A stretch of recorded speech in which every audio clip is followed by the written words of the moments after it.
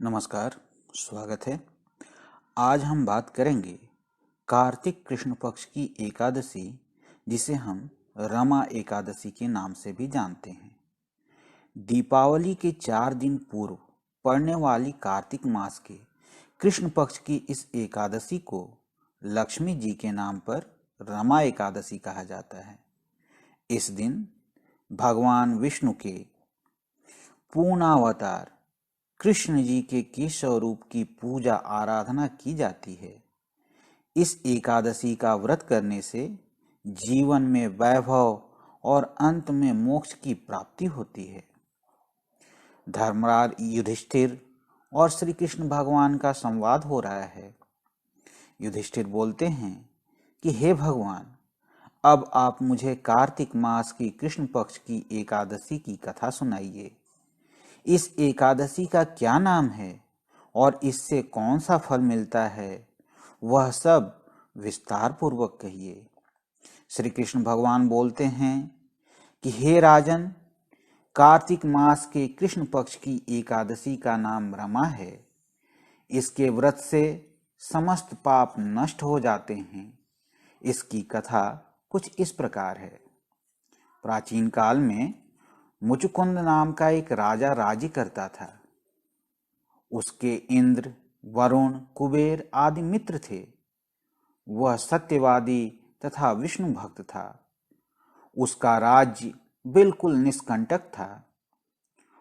उसके एक उत्तम चंद्रभागा नाम की लड़की उत्पन्न हुई। उसने उस लड़की का विवाह राजा चंद्रसेन के पुत्र सावन के साथ कर दिया। एक समय जब वह अपने ससुराल में था, तब एकादशी पड़ी। चंद्रभागा सोचने लगी कि अब एकादशी समीप ही आई है, परंतु मेरा पति तो अत्यंत कमजोर है, इसलिए यह व्रत नहीं कर सकता। परंतु मेरे पिता की कठिन आज्ञा है। जब दशमी आई, तब राज्य में ढिंढोरा पीटा गया। उसको सुनकर शोभन अपनी पत्नी के पास गया और बोला कि हे प्रिय, तुम मुझे कुछ उपाय बतलाओ, क्योंकि मैं व्रत करूंगा तो मैं अवश्य ही मर जाऊंगा। इस पर चंद्रभागा बोली, हे प्राणनाथ, मेरे पिताजी के राज्य में एकादशी के दिन कोई भी भोजन नहीं कर सकता। यहाँ तक कि हाथी, घोड़ा, ऊंट, पशु आदि भी तृण, अन्न, जल आदि ग्रहण नहीं करते। फिर यहाँ मनुष्य कैसे भोजन कर सकते हैं? यदि आप भोजन करना चाहते हैं तो किसी दूसरे स्थान को चले जाइए, क्योंकि यदि आप इसी स्थान पर रहेंगे तो आपको व्रत तो अवश्य ही करना पड़ेगा। उस पर शोभन बोला कि हे प्रिय, तुम्हारा कहना बिल्कुल सत्य है। मैं व्रत अवश्य ही करूंगा। भाग्य में जो लिखा है वह तो होगा ही। ऐसा विचार करके उसने एकादशी का व्रत किया और वह भूख और प्यास से अत्यंत पीड़ित होने लगा। सूर्य भगवान भी अस्त हो गए और जागरण के लिए रात्रि हुई। वह रात्रि शोभन को दुख देने वाली थी। दूसरे दिन प्रातः होने से पहले ही शोभन चल बसा। राजा ने उसके मृतक शरीर को दहन करा दिया। चंद्रभागा अपने पति के आज्ञा अनुसार दहन न हुई, परंतु पिता के घर में रहना उत्तम समझा।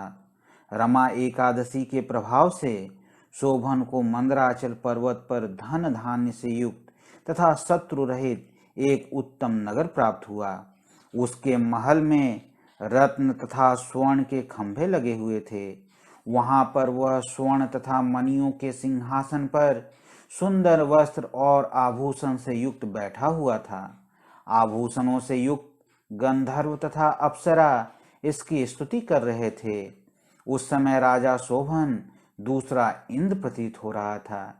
एक समय मुचकुंद नगर में रहने वाले एक सोम शर्मा नाम के ब्राह्मण तीर्थ यात्रा के लिए निकले। उन्होंने घूमते घूमते उसको देखा। वह ब्राह्मण उसको अपने राजा का जमाई जानकर उसके निकट गया। राजा शोभन ब्राह्मण को देख आसन से उठ खड़ा हुआ और अपने ससुर तथा स्त्री चंद्रभागा की कुशलता को पूछने लगा। सोम शर्मा बोले कि हे राजन, हमारे राजा कुशल हैं तथा आपकी पत्नी चंद्रभागा भी कुशल से है। अब आप अपना वृतांत बतलाइए। मुझे यह बड़ा आश्चर्य है कि ऐसा विचित्र और सुंदर नगर, जिसको न तो मैंने कभी सुना और न कभी देखा, आपको किस प्रकार प्राप्त हुआ। शोभन बोला कि हे देव, यह सब कार्तिक मास की कृष्ण पक्ष की रमा एकादशी व्रत का प्रभाव है। इसी से मुझे यह अनुपम नगर प्राप्त हुआ है, परंतु यह अध्रुव है। इस पर ब्राह्मण बोले कि हे राजन, यह अध्रुव क्यों है और ध्रुव किस प्रकार हो सकता है, वह आप मुझे समझा दीजिए। मैं आपके कहे अनुसार ही करूँगा, आप इसमें बिल्कुल भी झूठ न समझे। शोभन बोला कि हे देव, मैंने अश्रद्धा पूर्वक व्रत किया था, उसके प्रभाव से मुझे यह नगर प्राप्त हुआ, इसलिए मैं इसे अध्रुव मानता हूँ। यदि तुम इस वृतांत को राजा की पुत्री चंद्रभागा से कहोगे तो वह उसको ध्रुव बना सकती है।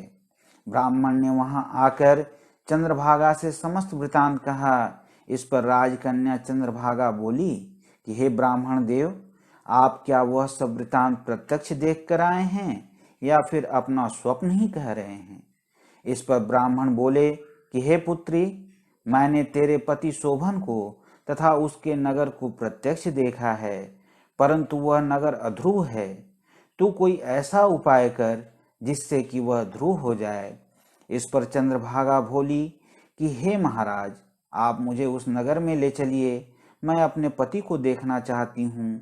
मैं अपने व्रत के प्रभाव से उस नगर को ध्रुव बना लूंगी। चंद्रभागा के वचनों को सुनकर वह ब्राह्मण उसको मंदराचल पर्वत के पास वामदेव के आश्रम को ले गया। वामदेव ने उसकी कथा को सुनकर चंद्रभागा को मंत्रों से अभिषेक किया। चंद्रभागा मंत्रों तथा व्रत के प्रभाव से दिव्य देह धारण कर पति के पास चली गई। शोभन ने अपनी स्त्री चंद्रभागा को देखकर प्रसन्नता पूर्वक उसे वाम अंग में बैठाया।